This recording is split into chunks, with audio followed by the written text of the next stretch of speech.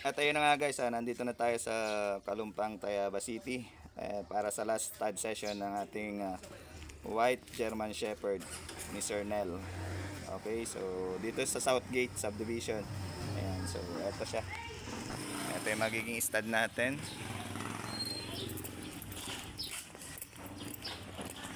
Ayan. Ito yung stud natin guys. Laki no.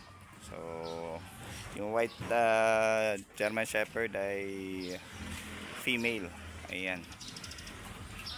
So tayo lang natin si Sir Nel. Okay.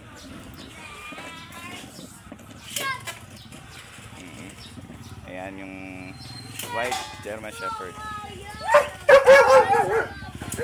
So ayan. Ayan si Sir Nel. Good morning Sir Nel. Ayan, welcome to my vlog. Ayan, ito yung white German Shepherd.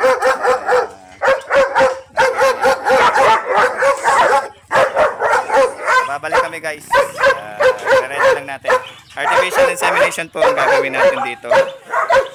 Kasi first time nila pa yun. Babalik ako guys. So eto guys, nakuha na natin na si Milya yung stud ano. So eto guys ay artificial insemination na natin ito, no? Dito sa white German Shepherd ni Sir Nel. Okay.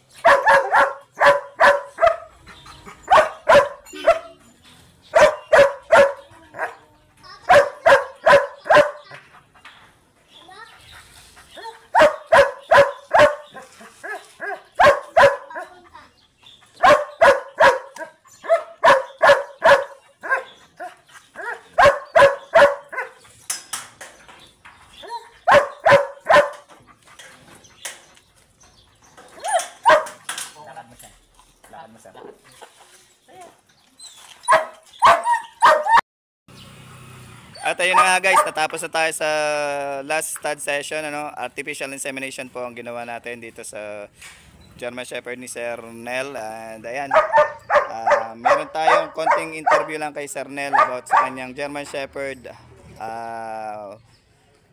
white German Shepherd. Ayan, so good morning ulit Sir Nel.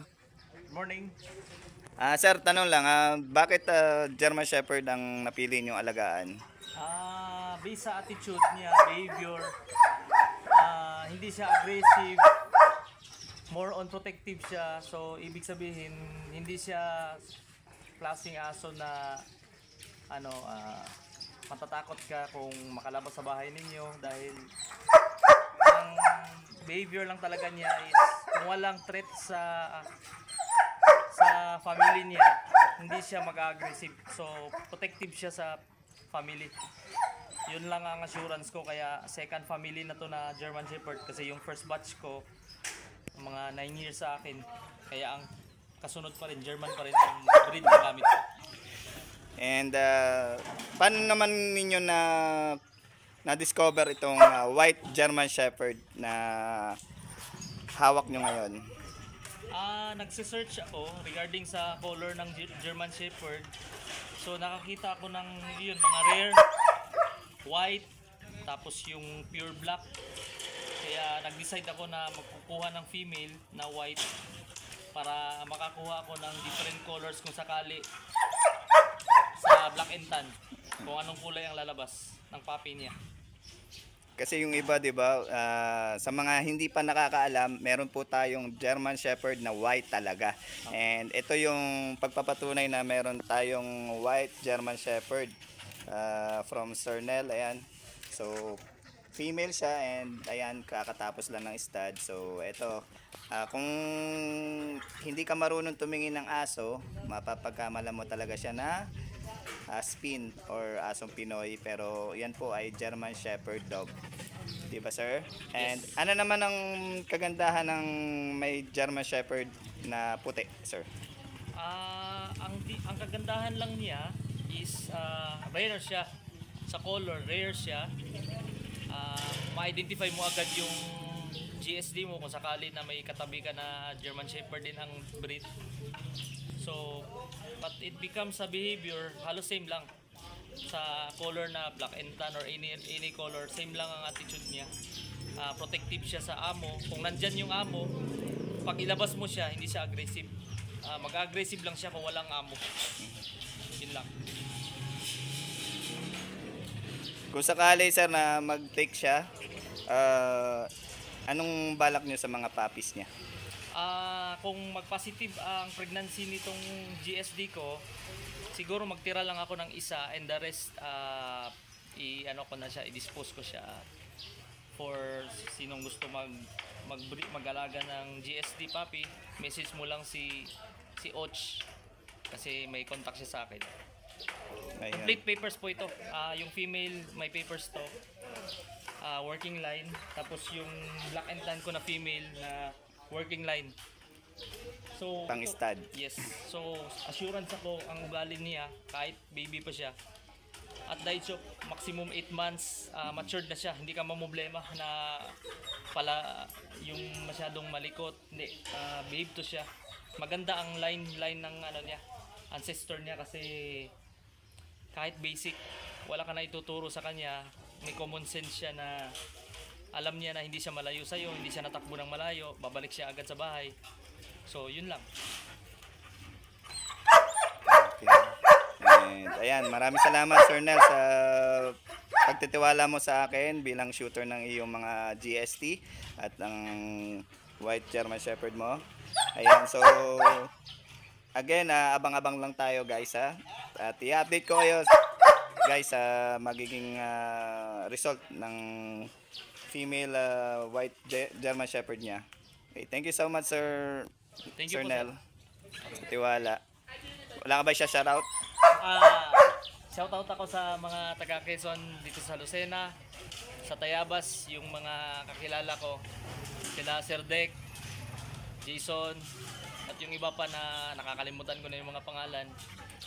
So sana dito sa atin ay magkakaroon na rin tayo ng more GSD breeders, para kasi nakikita ko konti lang ang mga breeders ng GSD. So kita-kita na lang tayo, guys, next time. And syempre si Sir Dek Barreto ang nag-recommend sa akin bilang bago mo shooter, sir, ng iyong mga GSD. Ayan, maraming salamat kay Sir Dek Barreto, and ayan, regards kay Mama Shelly, kanyang napakabait na asawa. Ayan, nasa Illinois sila ngayon, kaya ako na yung nire-recommend ni Sir Dek Barreto na shooter ng mga client niya. Maraming salamat ulit, Sir Nel, sa pagtitiwala mo sa akin bilang shooter ng iyong German Shepherd, and hopefully mag-take siya. Maraming salamat, Sir Nel. Thank you, sir. Thank you, Sir Och. Maraming salamat din, at malaking tiwala ko dahil recommended ka sa kaibigan ko sa unang session pa lang, at alam ko na hindi ako nagkakamali sa shooter ng Kiowa. Maraming salamat, sir. And that's it for now, guys. Kung nagustuhan niyo ang vlog na ito, please like, comment, and subscribe my YouTube channel, Ouch Reyes, para updated kayo sa mga piningsang mga vlog na walang edit. Bye for now, guys. See you when I see you. Bye-bye. Bye, Sir Nel. Bye.